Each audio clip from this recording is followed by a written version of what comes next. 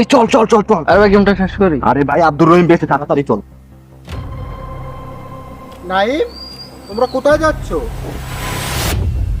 ভাই আমরা তো নামাজ পড়তে যাইতেছিলাম। নামাজ?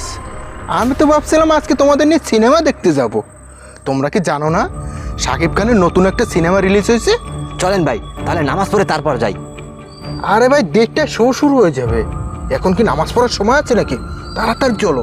আরে ভাই, প্রতিদিন তো নামাজের জন্য তাগিদ দেয়, আজকে তার মুখে এই কথা আমার তো বিশ্বাসই হচ্ছে না। আমারও বিশ্বাস হইতেছে না। এই তোমরা ওখানে গুসুর গুসুর কি করো? চলো, সিনেমা শুরু হয়ে যাবে, তাড়াতাড়ি আসো।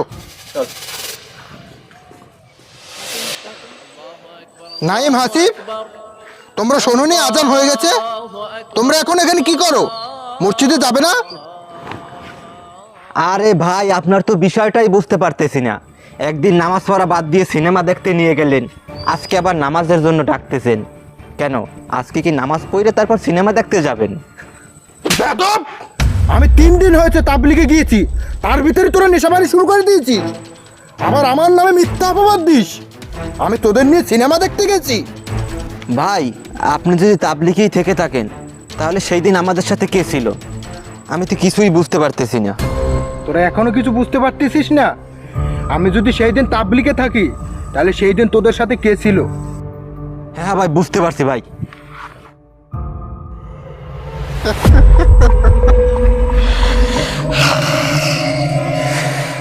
মানুষ নামাজ ভুলে গেলেই আমি জিতে যাই।